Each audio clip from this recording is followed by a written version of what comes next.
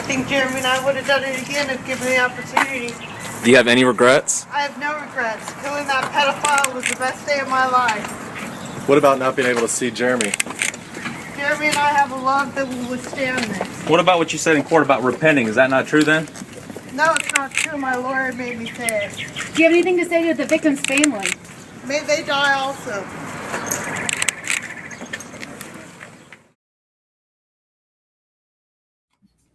Well, that group you wanted me to look into 09A and 7. Oh, 764? Holy shit. Did you watch that? I didn't watch them. You didn't send me any videos, but I started looking into them. I was like, God damn, these people are freaks. Oh, I thought I sent you the, what was his name, JIDION video? Yeah, no, dude. It's one thing I like sent Brother Ryan, because Brother Ryan, he's very much on the side of, recognizes the travesty of what's happening with Epstein, but it's kind of just like, it's not satanic. It can't be this bad in some cases. And I just sent him this video, and I'm like, this is what so like the 764 cult was started by a 14-year-old in Texas. And for those who don't know, it's a neo-Nazi satanic online pedophilia group to where they created these manuscripts and these step-by-step instructions to where they would go and they would find kids on these like different Reddit forums for like suicide, mental health, bipolar depression, all this. And they would target these like weak individuals, and then they would pretend to be their best friends, and then they'd get these kids to send them like pornographic images, and then all of a sudden these kids' lives were in their hand. So they would have these kids torture themselves, torture other people, commit murder, fuck their dogs, murder their family, like shit beyond evil. And, they used the Order of Nine Angles, which is a satanic neo-Nazi group, very much in the spiritual side of demonic resurgence and the bringing about of the Antichrist and all this shit, and different other neo-Nazi groups. But even a lot of these neo-Nazi groups, after a while, were like, we're not going to help these people. This is bad. And what this little 14-year-old Texas boy started grew into an international terrorist organization that's considered, I think, one of the top most dangerous in the world, like leading up right behind ISIS.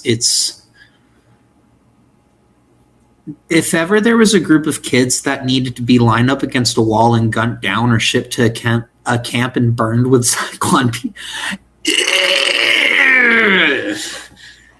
like, I am a firm believer that these kids need to be hunted down. And the sad thing about it is there's only been 14 arrests, hundreds, if not thousands of people that are now involved with this. And what's scary is kind of like the Epstein level programming. You look into a lot of what these human trafficking rings they're doing. A lot of these kids were raped years and years and years and years and years ago, and then they went on to be groomed into being the human traffickers themselves. So people just taken from their parents, raped, satanically ritually abused, tortured, and then one day they became the exact same monster that they feared because that was what they were controlled to be.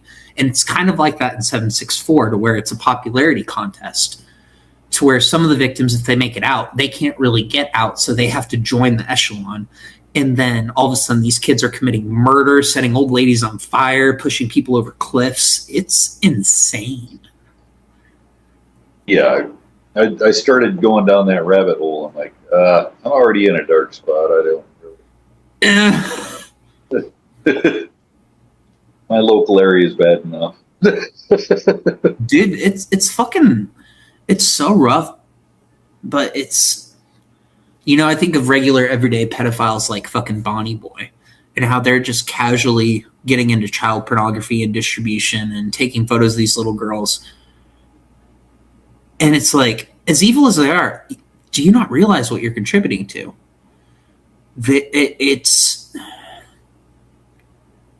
You have the small scale level people like Bonnie Boy, and then you got this. And, I tell the story about, and Larry's told the story himself on the Uninvited Guest about how he stopped a human trafficking ring. And I hadn't seen Larry for a couple of years, and then one day I decided to hit him up out of the blue, years before the channel started. And he was living out of a motel, and this was after he helped stop the child trafficking ring, and he got deep and dirty into what they were fucking doing. He's like, they're renting out a local biker bar up here. they've gotten involved with this group, and this group. He said they are kidnapping women and children. They're making them shit in diapers. They're smearing it in their face. They're making them consume feces, drink piss. They're raping them on video, cutting them up, sending these videos on the dark web, distributing them, writing literature off it. He went deep. And I never realized in that moment until that moment how dark this shit actually got. And, you know, I told people in that moment too, he pulled out a loaded handgun from under his fucking chair and put it in his lap. And he said, if they come for me, I'm going to kill them and I'm going to kill myself. That level of fear from the level of depravity and sickness these people are engaged with. So well, the thing is, I can't stop saying stuff is because these people need to die. Well, the thing is even what I've been doing, I've been making connections to NGOs that are supposed to be helping. Yep. And even Child Protective Services. There's people involved in Child Protective Services that are involved in trafficking.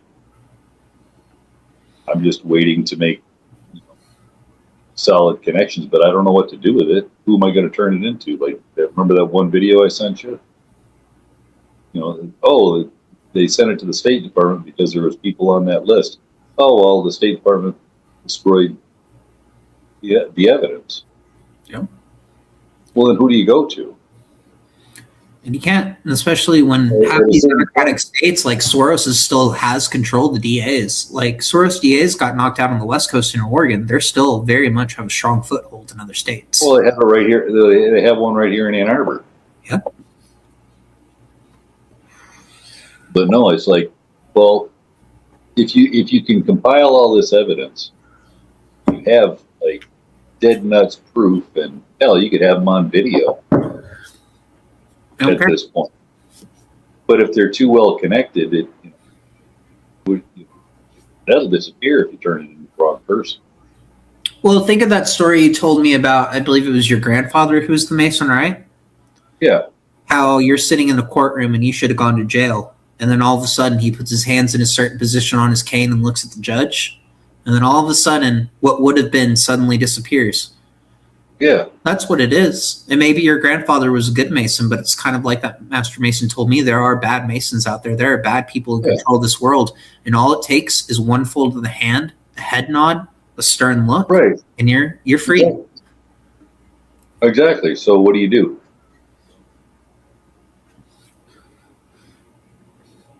Build a Unitarian revolution from the ground floor. Gather your enemies.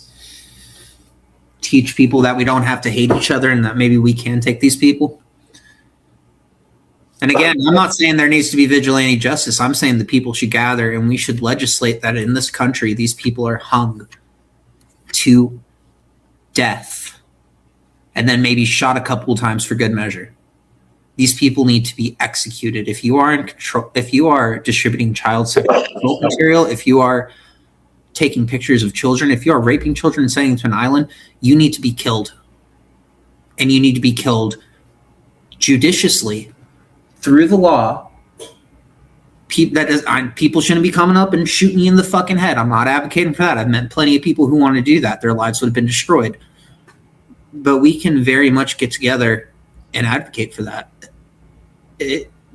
At what point do we not say we need a Nuremberg level style of trials? And I get that you and I might have different perceptions on Nuremberg, but I'm talking about a global trial against an enemy class that if they aren't dealt with and if they aren't made to pay or hang, this will continue, and that a generation needs to be set for future. An example needs to be set for future generations to say, if you ever detect this, you snuff it out, and that you have a duty no matter what your nation's laws say. That's what we need for these pedophiles. This is what we need for the Epstein class. There will have to be blood for this. And I'm not saying that I want to be a killer. What I'm saying is, welcome to Revelation. Bible said it, not me.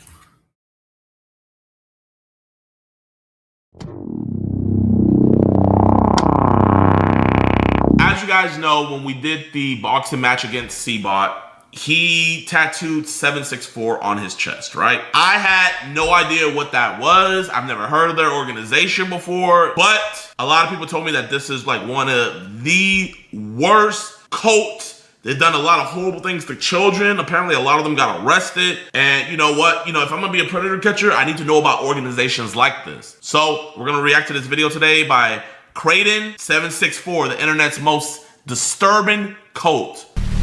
And viewer discretion is advised. I have researched a lot of dark topics for this channel, but the stuff towards the end of this video is disturbing to the point where it was difficult for me to deal with, so please consider this a warning. Today, we are covering the internet cult 764, which is known to do things so horrific that they are classified as a terrorist organization by the US government. Right now, every single FBI field office is hunting for the cult leaders, and there are more than 250 ongoing FBI investigations. This is truly an unending rabbit hole, and it reveals what may be the most depraved and evil organization ever born from the internet. This is the emerging story of Cult 764. In order to better understand what has happened in the past couple years, we first need to trace the origins of the 764 network and talk about the founder who put all of this into motion in the first place. Everything started when Bradley Cadenhead, a 15-year-old from Texas, became involved with a Discord server named Cult. This server is important because it inspired Bradley to create 764 a few months later, and it also introduced him to certain strategies on how to exploit other children. He learned much of this knowledge from Rohan, who was the founder of the Cult server and also a master manipulator. Chat, man, we only focus about predators being older people and stuff, but man, kids can be predators too, man. Kids can harm other kids. So just as much as you gotta look out for adults, you gotta also look out for other kids, man. You gotta make sure, who are your kids hanging around? What are these people about? How are they being raised, bro? Because there's some child monsters out here, bro. Like what? Wasn't there that 16-year-old kid who just violated he essayed his stepsister and then murdered her? 16. Bro, there's monsters out here, y'all. All ages. He would recruit minors who he considered to be vulnerable on Instagram and Roblox, and then he would pretend to be in a romantic relationship with them in order to obtain nude photos, addresses, and other personal information. As soon as he obtained that first piece of leverage, he knew that he had complete control, and literally began referring to his victims using the word slaves from that point onward. He'd blackmail them into live streaming degrading acts such as harming themselves and creating CP, but the true nature of this is not covered until the final chapters of this video. The relevant thing to know right now is that Rohan seemed to view grooming as a form of entertainment, and he derived great pleasure from watching them suffer. As he explained it, quote, "My ultimate goal is to create an endless supply of masochistic people to satisfy my sadism, and my cult is existing for that very reason." In the same message, he boasted about how everything he did was legal, and also explained that he didn't care about blackmail being unethical. He said, "We lack morals and ethics as we think they are not necessary." According to his nihilistic ideology in the cult server, ethics were seen as a weakness that needed to be eliminated from everybody. It seemed the many other members of the server agreed, including Bradley, whose mental state was now deteriorating rapidly. He looks like a school shooter, bro. I don't know how to explain it. He looks eerie. Bradley had become absolutely consumed by the cult server, and during the pandemic in 2020 and early 2021, he literally never left his house, where, quote, his room, the bathroom, and the online chat room was his entire existence. He became fully immersed, slowly transforming from a kid who never missed church to an abuser who made blood oaths to Satan. Bradley was already a troubled teen prior to his engagement in any of this. And this is the thing that disgusting predator that we got beat up rolled on his chest, bro. As he was relentlessly bullied as a child, and he even threatened to become a school shooter. His parents got divorced, and it is suspected that his mother abused him, although this is unconfirmed. In middle school, his teacher overheard him repeatedly talking about bombs and weapons, and he was seen repeatedly watching extreme gore videos using the school computers. This escalated to the point where he was actually charged with making terroristic threats, and he was put on juvenile detention for a period of 1 year. All of that backstory is to say, when Bradley eventually joined the cult server, he was no stranger to the graphic violence and the dehumanizing content that he found there. The thing that was new to him, though, was the extreme level of manipulation and blackmail. And that is the exact moment when he decided to start 764.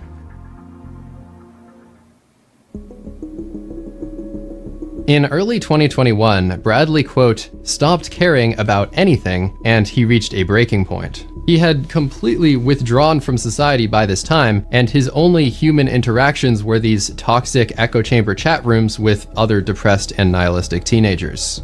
He hadn't been attending school in person for a while now, but January 2021 is when he officially dropped out of high school. Within 1 month, he had started the 764 Discord. The following events were all part of a carefully arranged plan by Bradley. He brought along all of his philosophies and the stuff he learned in the cult server, but this time, he was the leader who had all of the control. Going by the username Felix, he started setting up the server and adding a few of his friends, and then, just a short while later, 764 was officially operational. The name was based on his zip code, as these were the first 3 numbers in his hometown of Stephenville, Texas. The logo featured this number, along with some other symbols related to Satanism. It didn't look like much at the time, but this server was about to become one of the fastest growing online threats in the world, and it was all going perfectly according to Bradley's plan.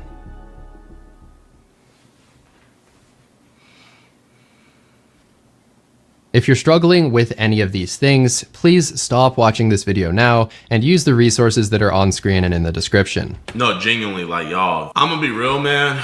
Like, sometimes, like, I tell my fiance, like, the stuff, like, these guys that I be catching do, and the stuff I've seen on their phones and stuff like that, and it makes her just break down crying, man. Like, my girl was so, like, innocent to the fact that she didn't even know that anybody would even do something like that to a child. Like, she couldn't even, like, fathom that. So, man, like, genuinely, bro, man, you know, I understand, you know, you guys support me, love me, want to see it through, but if this is going to affect y'all, please click off. Please note that sensitive topics have been redacted in order to comply with all of these YouTube guidelines, policies, and also these best practices.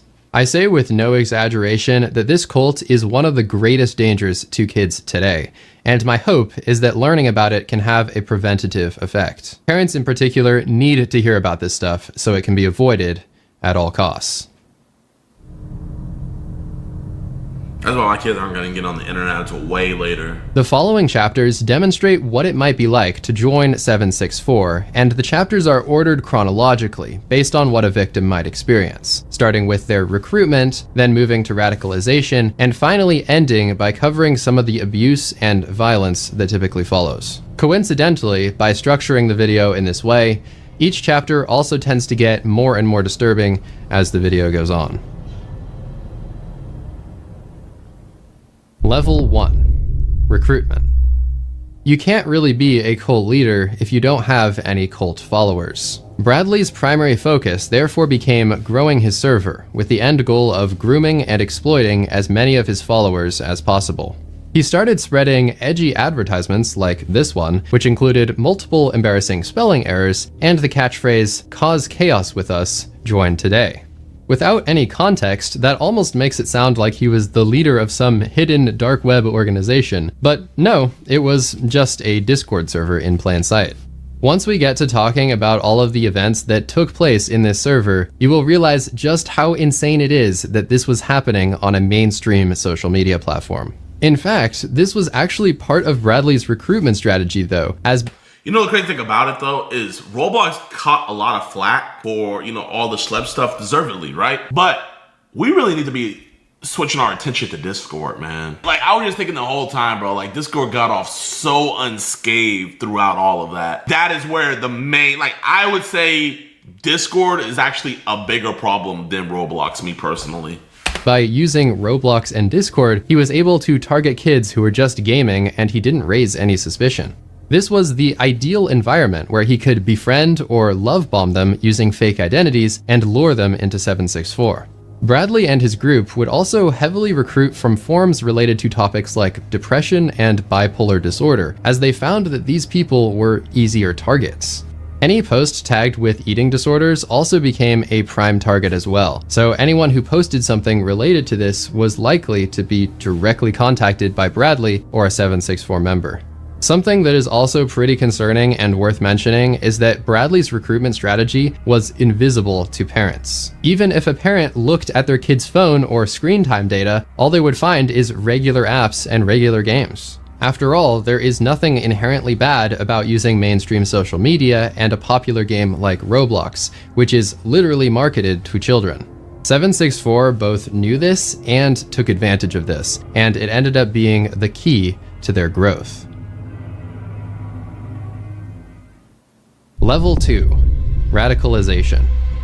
After several months of expansion, the server was now attempting to radicalize thousands of people at once, and this actually became a problem for Bradley. These new members were starting out by seeing the most tame things that 764 had to offer, but even those things were still pretty intense. For example, they would see graphic violence, CP, and pretty awful conversations going on in every single channel. For instance, they would probably witness chats between the sadistic neo-Nazi members who would talk about getting pleasure from watching people suffer and hating other people based on ethnicity. Bradley did his best to radicalize the new members and onboard as many of them as possible, but this was where the problem arose. So many new people had joined the server recently that some of them weren't fully on board with the disturbing content. When they saw the CP, they reported the Felix account to law enforcement and to Discord safety team. Bradley had also been posting CP and gore in another server called No Feds Paradise, and he was taunting other users who called him out for his behavior. So, as you might expect, his Felix account was quickly banned. Law enforcement didn't seem to consider him a significant threat though, and they decided to do nothing at this time. Ridiculous, bro. Like freaking my server got raided the other day and they started just spamming CSAM stuff in there, man. Like, I'm probably just gonna nuke my server again. I'm gonna be honest, man. Like, I like Discord. I think it's cool to meet up with the community and stuff. But it just brings so much more like headaches than it does good, genuinely. I've already been reported to the FBI 15 times and they haven't done anything, he said to another user. Have you seen the stuff I've been doing for almost a year now? He really thought that he could get away with it forever.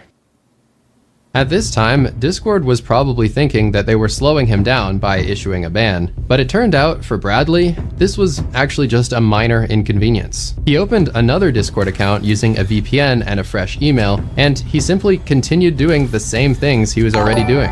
In fact, he was banned hundreds of times, and by mid-2021, he was getting banned every single day on average. Reportedly, it only took him a few seconds to make these new accounts and resume his activities though, so he essentially made himself immune to the effects of being banned.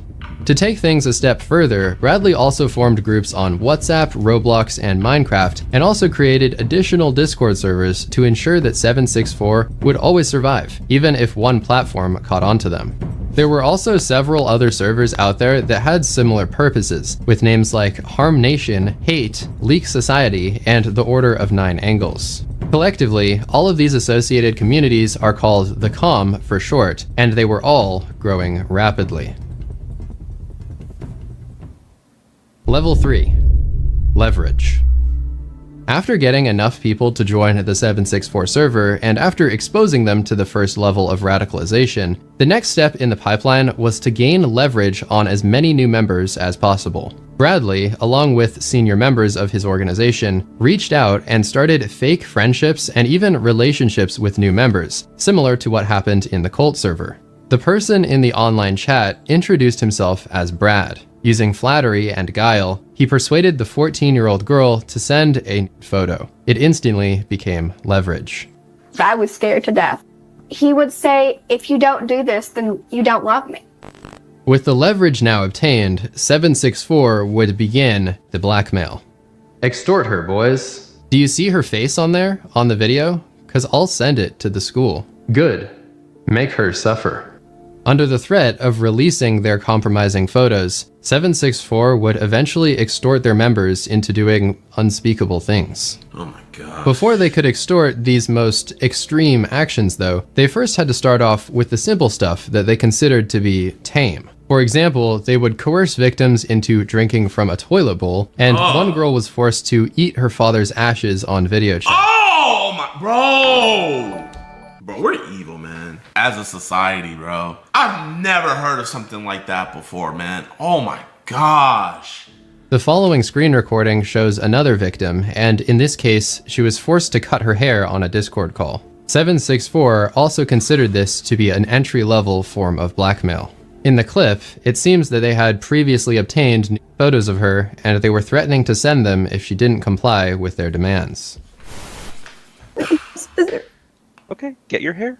It's chopping time. It appears that the abusers in the watch party are really entertained by this, highlighting the typical sadistic tendencies of 764 abusers. You have 30 seconds. We told you what you need to do. Oh no, should we press send? Start cutting. Chop, chop, chop, chop. Keep going. She then had to give an apology to each of her abusers, even though she presumably had nothing to apologize for. Okay, I want you to take the hair that you cut off, right? I want you to put it in your mouth. I want you to say, I'm sorry, Moist. I'm sorry, O'Hare. I'm sorry, Duck. Footage like this can be hard to watch, but apparently this kind of stuff was just the start of what would happen to the victims in this Discord server. At the end of that video clip, the girl asked, "Are we good?" And then the recording ended with a response of, "No. I mean, this is just step one." Situations like this happened daily in the 764 Discord, and one perpetrator was even seen boasting about how he had obtained a lengthy CP video, saying it was, quote, "the 14th girl this month." Now, if you just multiply that by the hundreds of members who are in the server, you can take a guess at how many people were being manipulated. The number gets even higher when you remember those messages from earlier, showing how multiple predators would swarm a vulnerable victim and extort them simultaneously. The future levels demonstrate just how far that extortion could go. And you know what else I blame, bro? Is like parents be knowing their kids are pieces of shit and they don't be doing nothing about it, bro, man. You know what? I think the best thing that happened was that kid that shot up that school, his dad getting sent to prison as well. I think that was just an amazing thing. Like, I was actually genuinely happy about that because, bro, people are tired of suffering from your lack of parenting. It's one thing if you did your best, you disciplined, all of that, and your kid turned out as a shithead. Okay, you know what? You can't always, but some of these parents don't do nothing, bro.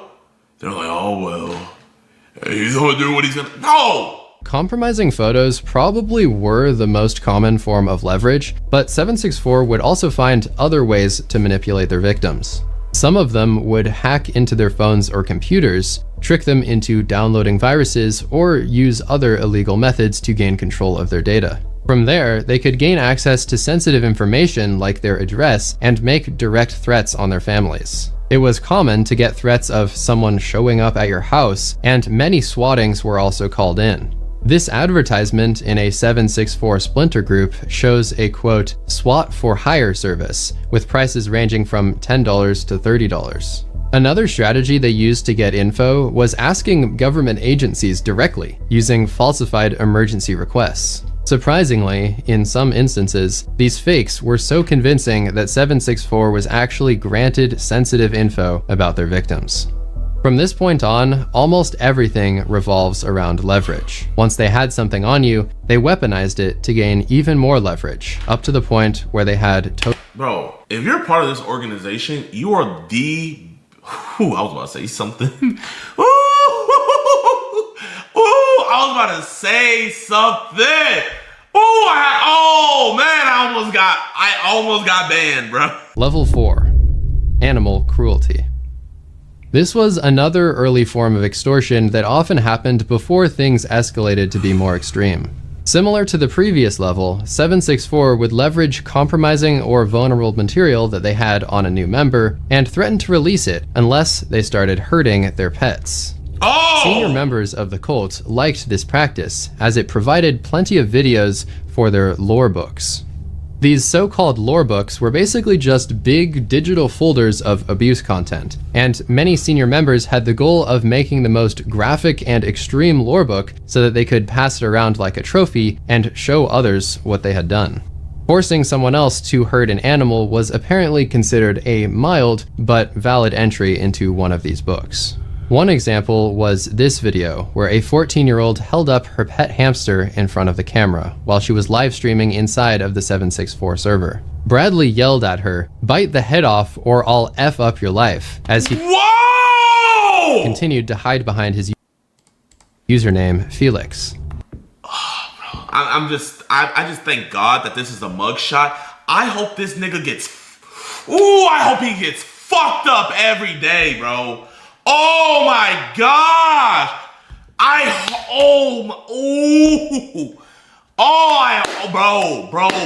Bro. Put him in a, I hope, you know what? I would love for them to live stream what Jamal and Tyrone do to him. You know what? Why don't they add that to their lower book? Dozens of other people were also in the voice call watching with great anticipation. "Stop crying," one of them said, as the girl was obviously sobbing and unsure about how to get out of this horrible situation. As the call went on, she was eventually forced into harming the animal in a number of ways, and a little while later, the family's pet was dead. In another case related to this topic, a user named HolyGirl222 was forced to kill her cat. In this image that leaked out of the server, we can see her holding up a fan sign for her abuser named Court. 764 is written in the corner of the page, and in her other hand, she is holding up the now deceased animal. He was later doxxed and also swatted. Another one of the more well-known videos from 764 is this one, where a girl killed her cat on camera while all of these other people are watching. There also appears to be a rabbit in the video, but it is pretty dark and hard to see. At the end, she is forced to write the server's name using its blood. In this image, we can see yet another cat being strangled, with a fan sign next to it saying, "Harm 764 made me do this." These incidents, although disturbing, were still only level 4 out of 13, and how did it get? Oh my gosh! That's like you telling me we're about to go fight Thanos, but we're only on level 4. What's next? That's like you telling me Adolf Hitler or Osama bin Laden is on level 4, but we still got to go all the way to 13. were considered relatively common within 764. For this reason, this girl's mother feared that the same might happen to her animals, and she had to lock all of the family pets away behind closed doors for their own protection. She even had to sleep with a kitchen knife under her pillow, just in case she had to defend herself from her own teenage daughter who was in 764. It may sound almost like an extreme precaution, but the group was actually known to escalate into pressuring kids to kill their parents, and potentially, they also leaned into an ideology called antinatalism. This is the belief that it is morally wrong or unjustifiable to have children, and extremist groups like to use this to radicalize kids. They tell you that your parents only had you to satisfy their own selfish desires, and that you should hate your parents because they brought you into this world without your consent. A member would tend to experience more twisted and strange ideologies the deeper they got into 764. Level 5. Cut signs. Usually following some sort of pressure for animal abuse, the next level would be harming oneself. Cutting was the standard, but more specifically, 764 became infamous for a certain type called cut signs. In order to symbolize their servitude and loyalty, members would be forced to carve the names of their abusers into their bodies. Others carved the numbers 764, literally branding themselves. Bradley later mentioned how several people had carved his initials, and it was seen as a, quote, homage to Bradley. This would leave them with permanent damage and scars from the initials, and also sometimes they'd use symbols related to the cult. For example, she carved a swastika, and apparently after a while she had so many cuts that she couldn't even recognize a square inch of her body. As was the standard, the abusers inside of 764 watched her do all of this, mostly on live streams within the server, and Bradley went on to repeatedly boast about this type of thing. I make eat their house pets and cut for 4 hours straight. I got proof too. You a freak of nature, another user replied. I'm the real deal. The following is a chat log example of what it looked like for Bradley as he extorted members into cut signing, using a leverage photo he had previously obtained. You don't want that photo posted everywhere, right? Of course I don't, but I don't want a cut sign for you either. Do you really think that you're given a choice? Okay, but like why me, bro? I didn't do anything. You're going to do something for me, cutting or not. Can't you find someone else, please? No.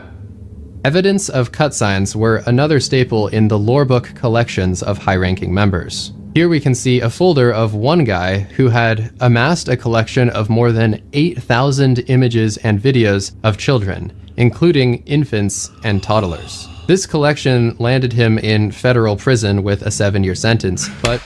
That's the bullshit. Bro, 8,000 videos? In only 7 years. Somebody's been exposed to that much material of stuff, and you genuinely think they can be rehabilitated and put back in our streets? What a joke. It also established him as a legend in 764 history, highlighting just how much respect you would get if you had a big collection.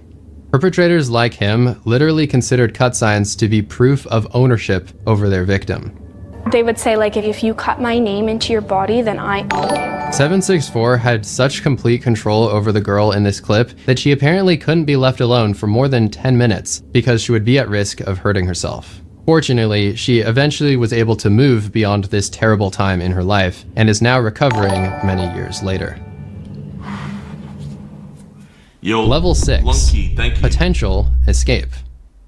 After suffering through the first few levels of the cult, some users would try to leave, but escaping 764 was exceptionally difficult. You couldn't just decide to leave the server one day because they would fight back and they would go ahead and deploy all the leverage they had built up against you. For example, one mother disconnected her daughter from the internet because she found out she was covered in cuts and she had heard her talking to 764 members while in the bathtub. It had escalated to the point where the mother said, "If I had not been at the bathroom door, I have no doubt I would have lost my daughter." After she cut off her teen's contact with 764 though, she discovered firsthand what happens to people who try to escape the network. CP images of her were instantly released. The principal at the girl's middle school was harassed several times, and phone calls mentioned how the girl had strangled cats and harmed herself. 764 also reported a false emergency event at her residence, which caused a SWAT team to raid their house. This is the type of stuff that any potential escapee would have to endure, and for many, this kept them trapped inside. They would receive messages like, "Alright, I guess I'ma have to send," alongside other threats to release their photos and sensitive information. In this case, it worked. "No, okay, sorry, I will. What do you want?" Yourself. Simple, right? You're like my dog now, on a leash. The bleak reality is that almost nobody left 764, and those who did suffered the consequences. Level 7, Satanism. This is the edgy branding layer that is always present in all of the levels, but it's also being ordered at level 7 because it has inspired violent crime. Satanism is one of the things that was carried forward from the cult server, and it would be introduced to new members as a defining ideology of 764. At times, though, it became much more than just an ideology, such as this case where the Brazilian police arrested a 764 group who was planning an attack on a Lady Gaga concert. What? This took place in Rio de Janeiro, and allegedly, one of the members of the splinter group was planning a, quote, satanic human sacrifice of a child or baby, which was to happen during the concert. They were found. Oh, these niggas are evil. They're actually Satan, bro. Satan literally walks among us. To be in possession of illegal firearms and also wanted to use explosives in their terror attack. One of the members of the group was also charged with live streaming a separate attack on a homeless man. According to the police, he started a live stream in the 764 server, recording the entire incident. He approached the man who appeared to be sleeping on the sidewalk, and then he hit him with 2 Molotov cocktails. Police seized the phones of all the members of this group, and allegedly also found a lot of CSAM, CP, and other illegal and disgusting content. No, bro, it's not. It's just all CSAM. It's all CSAM. It's all CSAM. Another tie to Satanism is that some members may have been required to make blood oaths in order to prove their loyalty. This is more tied to a similar group called the Order of Nine Angles though, so it's uncertain just how many blood oaths actually took place inside of 764 itself. It seems that a lot of the satanic stuff was also symbolic, because the group's presence on SoundCloud often featured satanic-related playlists and also apparently ISIS music. Surprisingly, the group did use SoundCloud for some of their activities, but obviously platforms like Discord and Telegram remained their primary focus. Level 8. CP and CSAM. Usually following some of the abuse mentioned in the earlier levels, this is when the extortion would really start to get extreme. 764 would try to get their members to record large amounts of CP. To be clear, this stuff would be a lot worse than the leverage photos that were mentioned earlier. Those photos were really just strategic and used for 764 to get their foot in the door, and then later on, they would try to force their victims to record even more extensive and violent content. This form of severe extortion became Bradley's specialty, and he was absolutely obsessed. He would frequently boast about it, saying things like, quote, "I'm known for being a pedophile," to which another user responded, "Felix, the CP god." He groomed countless members and created original content, but he also started amassing a huge storage of CP that he had encountered elsewhere in the comm. He claimed to have collected several terabytes of CP, and one time he posted a video that, a user said, showed a sex act involving a baby. Inside of 764, it really was a culture of kids exploiting other kids in the network, as Bradley was still a minor himself at this time. However, over time, this huge library of content inside of 764 also started to attract much older adults. In this video, one of these adults was in the middle of grooming this girl when her dad walked into the room. Hey, can you hear us? Hello? Yeah, I can hear you. Hey, what's up? Yeah, I'm 27 years old, by the way, and I want your daughter to do stuff for me. Okay, that's fine. I'll report you to the police. Oh, I'm sure you will, fatty. Can you leave the room, though? I'm busy talking with your daughter. I just saw her and she's like 16, I'm 27. Make her lift up her shirt. I will be reporting you to the police. Because her father intervened and stopped her from following orders, the girl realized that she was now in danger of being doxxed, and the 764 members began threatening her. I don't want them. They're gonna dox me. Do you want to die? Do you want to die tonight? Do you? The call ended abruptly, and we do not know what happened afterward. Bradley was participating in this extortion alongside the adult who was speaking during most of the video. Bro! Oh my gosh, bro. Well, you know what, chat, man? They're all gonna have their day, bro. There's no point in me getting mad, and it really does piss me off, right? It really does. It really does. But they're all gonna have their day, bro. You know, they're all gonna have their day. Going by the username Moist Nigerian, he was well known in the extortion comm and was allegedly acting like a mentor to Bradley. In another photo, we can see some evidence of his other activities, with this fan sign reading, "Moist Nigerian has me and my 2-year-old sister captive. He's a sick man." 764 also attracted many other well-known predators. 24-year-old Kyle Spitz introduced himself, saying, quote, "Little information about how I started. I've always been a psychopath and always wanted to watch girls inflict pain upon themselves for me. My earliest sign I ever got was a single K back in 2016.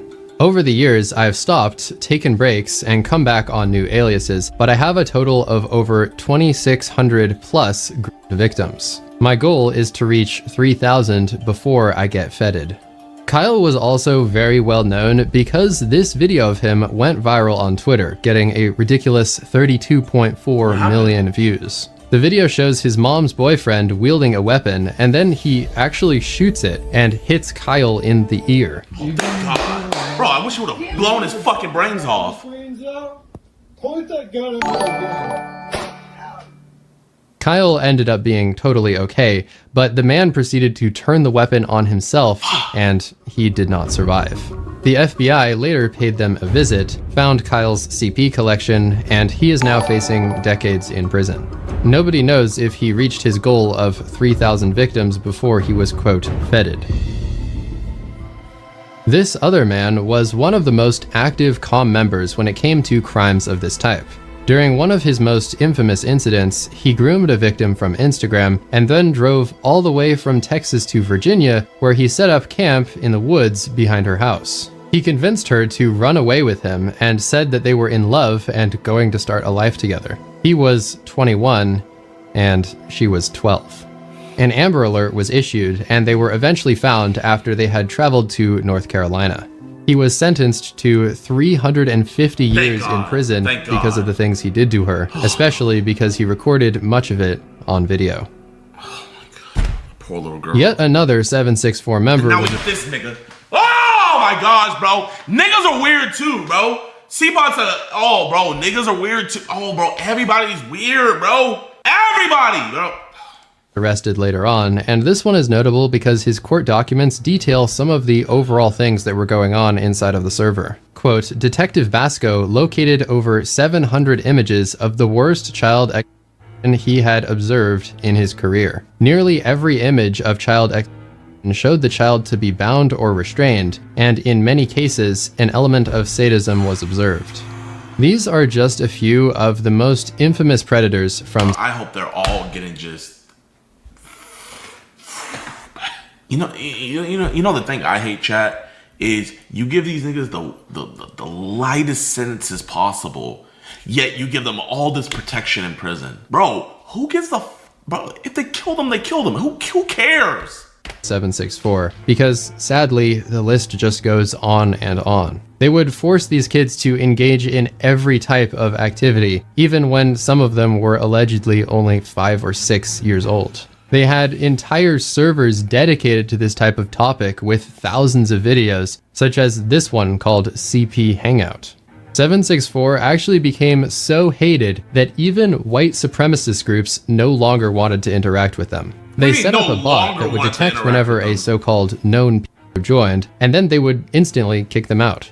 764 was shocked by this because many of them literally were white supremacists, and their CP had just become so notorious that even the supremacists needed to create some distance. Level 9. Ranking up. This is the level where some victims actually switch sides and start abusing others, with the goal of climbing the social ladder of the cult. This is one of the most twisted aspects of the entire operation, because the system incentivizes victims to start finding victims of their own. You could gain significant status within the system if you successfully carried out violence or exploitation, and you would gain an extra bunch of points if your video went viral. As the FBI said, it's sort of a badge of honor within some of these groups to actually do the most harm to victims. Even if you were being actively extorted though, you could still do something very extreme yourself and potentially take the target off your back and become respected within 764. This created a very chaotic culture inside of 764 because basically at all times, most members were trying to extort each other and force them to do insane things on camera. Recording your own violence towards people in real life was also considered to be worthy of respect though, so it wasn't just extorting others. As mentioned earlier, many members would create lore books of their victims, and they would also put their own personal violence in this lore book and share it with others to increase their rank. The more extreme your lore book was, the more praise you would receive. With this goal in mind of converting new innocent members into perpetrators, 764 created and then widely circulated a handbook that contained tutorials. It was called the Extortion Handbook, a comprehensive guide for perpetrators, and it was so extensive that it apparently took 3 hours and 48 minutes to read. It talks about strategies for abusing victims ages 13 to 18, but then it also, quote, recommends targeting children under 13 for their vulnerability and lack of digital literacy.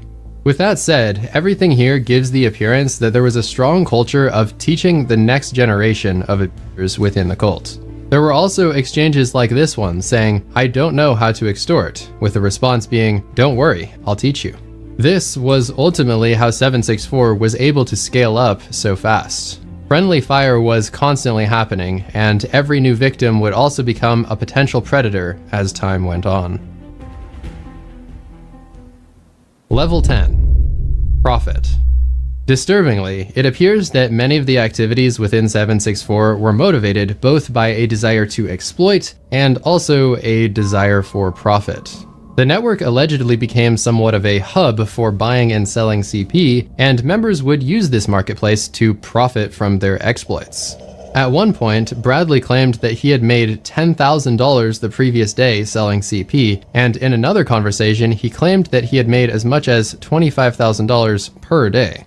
These claims do appear to be exaggerated, but it is still clear that Bradley was profiting at least some amount from his operations in the server. In this screenshot, we can actually see an unrelated example of a purchase attempt. The user offers to sell 10 pictures and 10 videos of his 15-year-old sister for a total of $50. The buyer responds, sorry bro, I said underage. I need them to be like 4 to 7 years old. He then offers to Cash App $15 right now if the seller has any videos of 4 to 7-year-olds, and then the seller confirms that he does. Another concerning example of profiting is when a 764 member, notoriously known as Yuki, created a sort of violence for hire service using the name Brick Squad. The following is a clip of him explaining how it works. Brick Squad is the front lines, you know, you can order from their house, get their house like up, even get the person who's in the house robbed, just a bunch of other things. During an interview, he also said, quote, people pay around $1,000 for a bricking. Normally, the starting price to shoot up a house is $5,000. If you want someone actually killed or kidnapped, that would go for way more. Overall, it is clear that 764 explicitly marketed their group and their activities as a way to make profit. In the aforementioned handbook, one of the sections is literally called Earn Money. It says, easily earn money by selling explicit content you receive from subscription or from your victim. In accordance with all of this, it seems that the Discord server and the WhatsApp groups basically became black markets to fuel their own operations, and it remains unclear just how big the economy became over the years. Law enforcement. Before continuing on to the final levels of the cult, it's worth noting what the authorities were doing about all of this obviously illegal activity. As 764 became more and more mainstream in mid-2021, it finally started to draw serious attention. Discord had manually filed reports about 764, begging the authorities to take action, and in fact, they submitted 58 reports about Bradley Cadenhead alone. This is exactly why Bradley thought he was invincible, but finally, after years of being a sadistic terrorist, police traced him to his mother's two-bedroom apartment and entered his room, which apparently reeked of body odor. He was arrested, and this— Oh, look at this nigga, bro. Oh my gosh, bro. No neck. Oh, like a freaking mole rat. Mugshot was taken. Police seized all of his devices, including this laptop, where they found graphic violence, videos, and CP that included at least 20 images of prepubescent girls. Sometimes, terrorist groups disappear when their leader gets arrested, but 764 would not be one of those groups. As described in the upcoming levels, the cult continued to thrive and even grow after Bradley was out of the picture. Following Bradley's arrest, the cult carried out some of its worst activities yet, and this is where it got so bad that the FBI classified 764 as a Tier 1 terrorist organization. Tier 1 is the highest possible level of threat in the FBI, and with that in mind, they opened over 250 investigations spanning all 55 of their field offices. The director of the FBI also tweeted about 764, calling the cult deeply disturbing and reinforcing that those who come after America's children will face justice. The agency would go on to make several more statements to the same effect. During Bradley's trial, a prosecutor said, "Very rarely do we get a chance to look evil in the face. This may be one of those times." After seeing the contents of Bradley's laptop, the judge, quote, listed all of the Bible's 7 deadly sins by name and said there was evidence of them in this case. The judge then turned directly to Bradley and said, "There is something horribly wrong with you. Horribly." In 2023, Bradley was sentenced to 80 years in prison, but somehow, as of now, he is already eligible for parole on his active sentence. Since he is serving multiple consecutive sentences though, he will still need to be cleared for those other sentences if he is ever granted parole for his first sentence. Additionally, because his cult is still ongoing, Bradley remains a threat and is therefore very unlikely to be released anytime soon. Violent extremism. Gore and graphic violence were always considered to be defining elements of 764, but shocking real-life violence and literal terrorism escalated after Bradley's arrest. These attacks were often seen as yet another level within the cult, and the attacks were considered to be much more prestigious. Sometimes people would be forced into violence, such as this example where someone said, "I grabbed a British person into killing her neighbor." Other times, though, people would stream themselves committing actual murder because they wanted to gain more respect and status within the org. Quote, "Stabbed someone." Another user replied with "Cap," to which they said, "Not Cap, and I can prove it." This happened in Romania because a 17-year-old member named Tobbs764 was trying to gain status. He was a new generation member, meaning that he was most active after Bradley was arrested. Tobbs desperately wanted to join another server called MKY and prove himself worthy, so he came up with a violent plan and went live to stream it. He started by attacking an 82-year-old man, causing major injuries that left him hospitalized. Apparently, this wasn't enough to get him into MKY though, because just a few weeks later, he set out on the streets for another episode. This time, things got a lot worse. He attacked a 74-year-old woman who was just taking out her trash. In the video footage, he is seen approaching her, saying hi, and then knocking her to the ground. He proceeds to brutally murder her as everyone watched it on the live Discord call. Moments later, he is seen running away in a nearby field, having stolen her necklace from her body. He said the attack was racially motivated, as he thought she was either of Jewish or Roma descent. Later, it was revealed that she was actually neither. The assailant was arrested and charged with murder, attempted murder, and possession of CP. Apparently, they found a lot of material with violence in every 14 years. CP, CSAM, murdered a woman. imaginable form: beheadings, bombings, and abuse of children. Tobbs was also allegedly known to take dogs from the pound and beat them to death. For these charges, he was sentenced to 14 years in prison. They hate their It seems that he had become involved in some sort of program for reintegrating minors into society, and this is why he bro, you're a wasn't lost given. cause, bro. Kids can be lost causes too.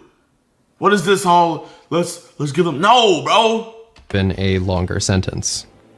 To give a little more context on the MKY group that he was trying to join, they're known as the Maniac Murder Cult, and they are a violent neo-Nazi accelerationist group based in Russia and Ukraine. They supposedly represent the most violent of the 764 affiliated communities, as they've claimed responsibility for over 50 murders worldwide.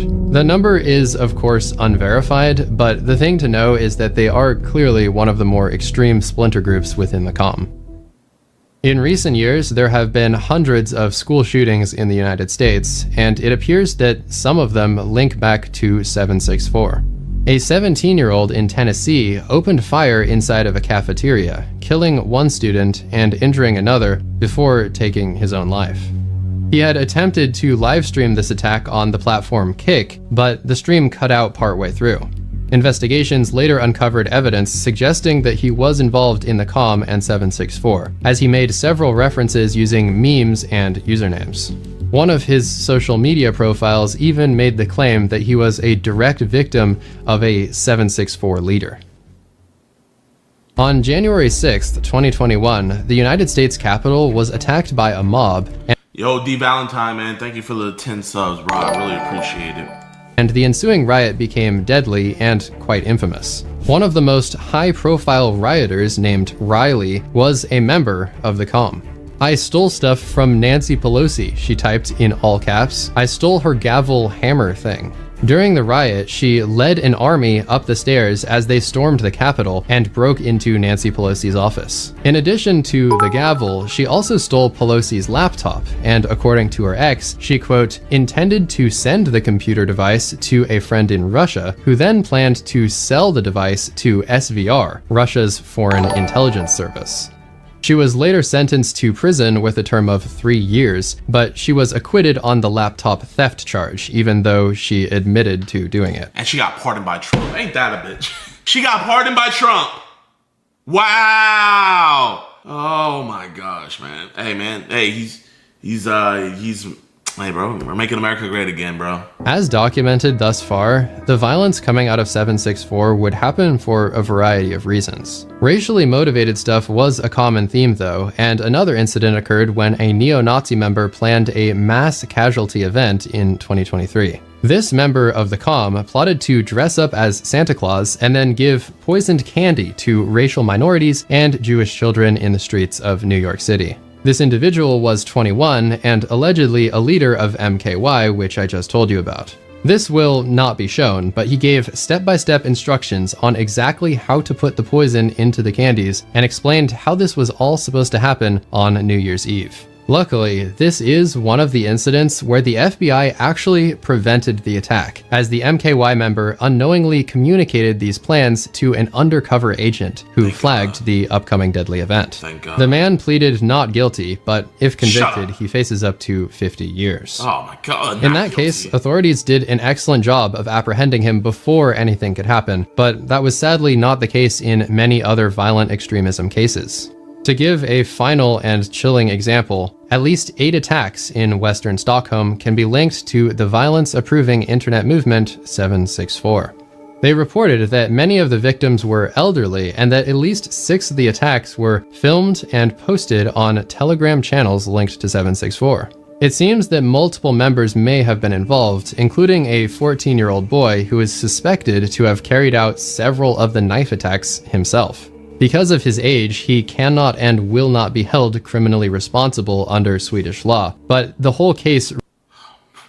Oh, bro, I would've hung him. Oh, man, he would've been hung. ...really just goes to demonstrate how 764 is able to manipulate kids into doing violence. Evidently, the 764 network itself has had plenty of violent incidents, but this chapter would not be complete without mentioning another adjacent group from the comm. They are called No Lives Matter, or NLM for short.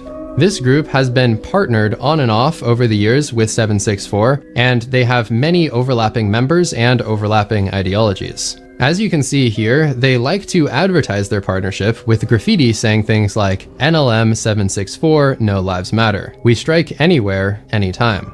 As you may infer from their name, they do not value any form of life whatsoever, and they often seek to end it.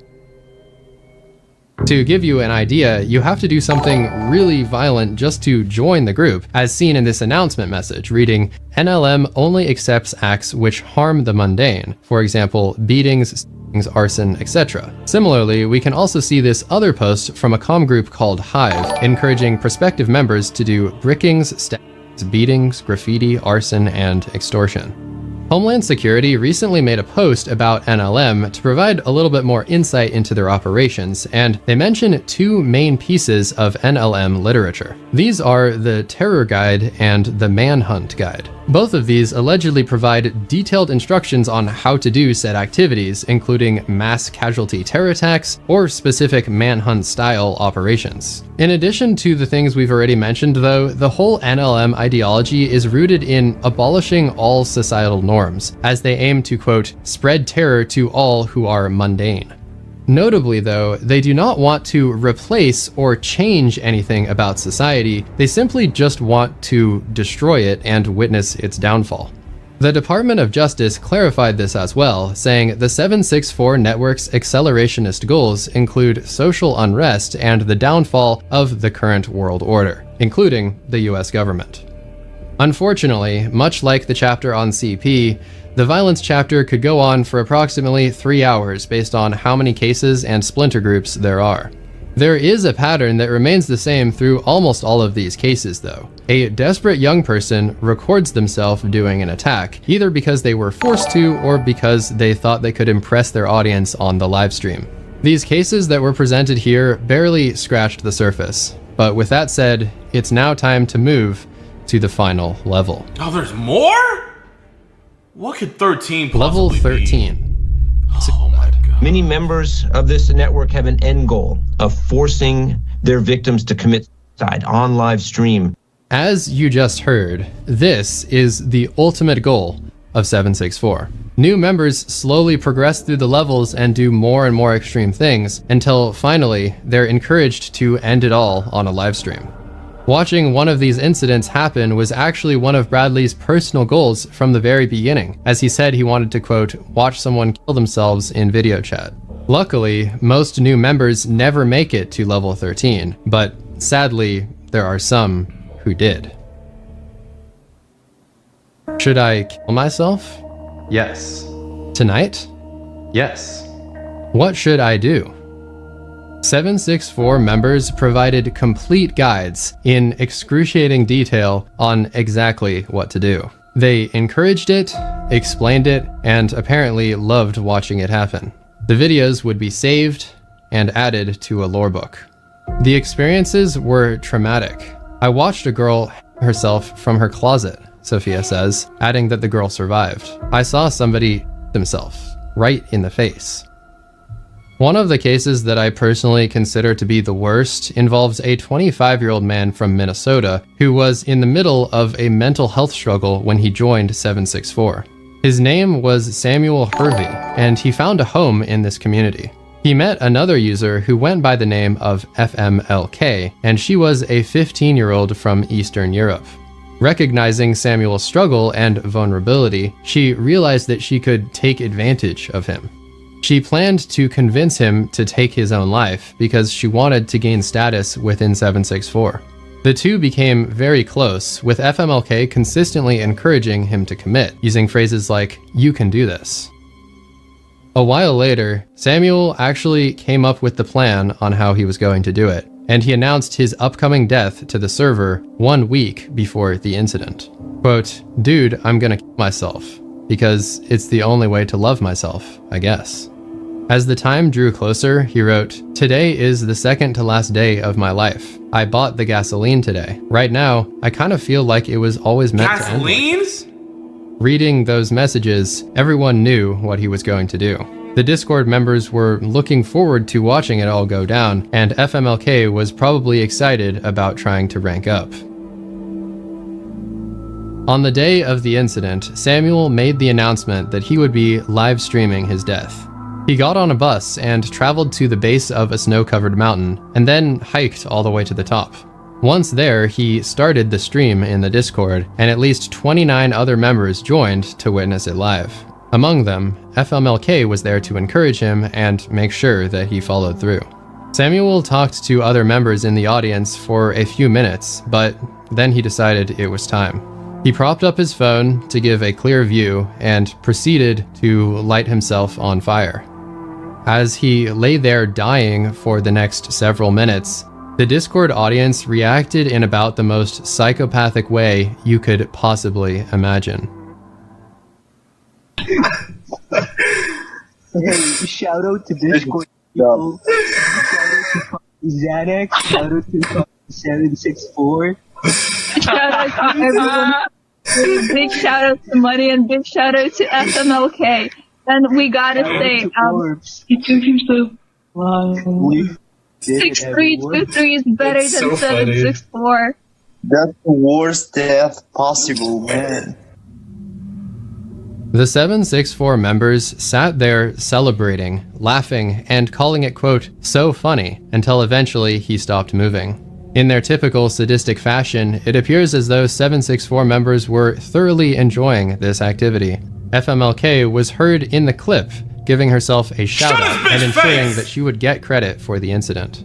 She later described how she celebrated Samuel's death as a big moment for her own advancement, saying, quote, I was getting my big break. It was a competition of who could do the worst thing, so obviously I felt very cool. 4 months later, FMLK would go on to claim that she had lured another suicidal girl to the server and similarly convinced her to stream her death.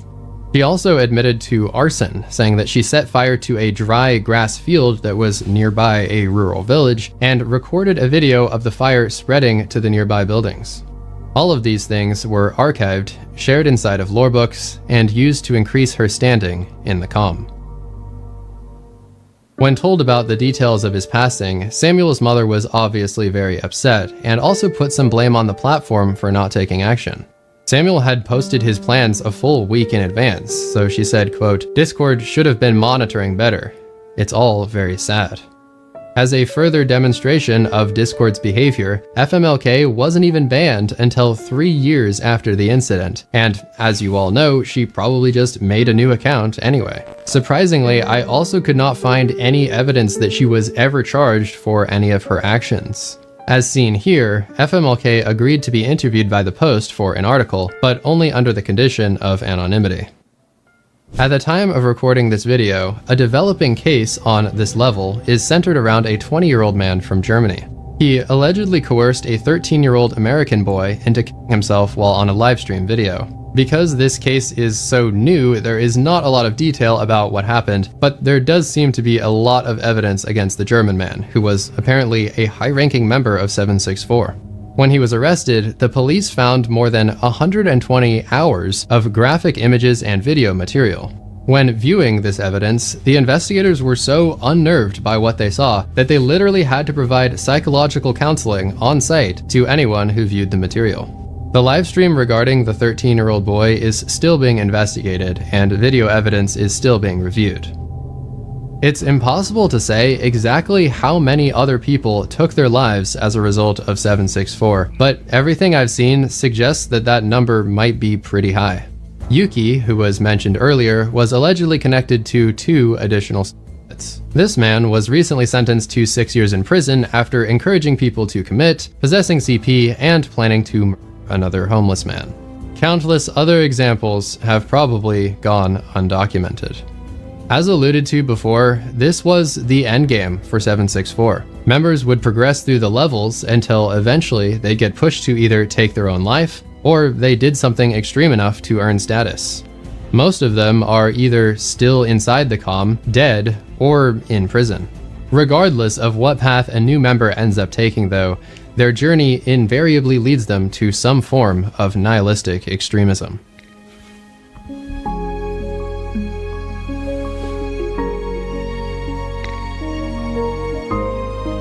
I had no other option but to give them what they wanted, to quit or tap out. So I thought. I was rescued and I was taught how to fight. Now I will never stop fighting for myself and for others, because I am a survivor and you can be too. Evolving 764. The network still exists today, and it continues to change as time goes on. It is shocking just how long things went on before they faced any major resistance, but in the past couple years, the FBI and other international agencies have begun fighting aggressively. Discord finally started banning more people, but unfortunately, as we saw earlier, it's not difficult for them to just make a new account. Discord reportedly banned 34,000 accounts in 2023 alone, and if we extrapolate a little, we can guess that they've now banned probably over 100,000 accounts directly tied to 764.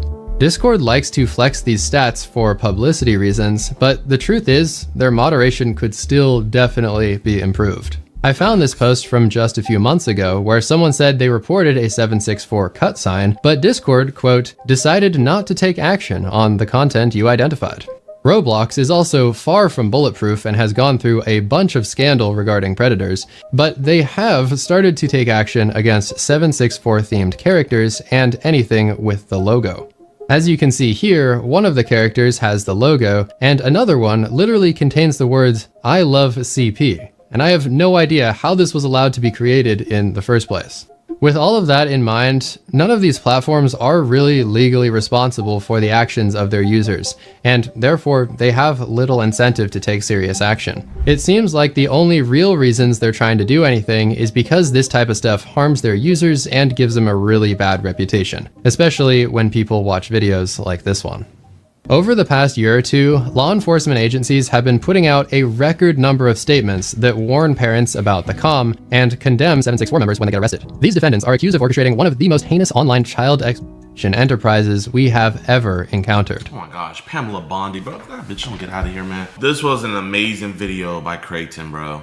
Amazing, bro. I'm gonna leave a like. I feel so mentally drained right now. I feel like how I feel after Pred catches. This information needs to be put out there and people need to know what these monsters are out here doing.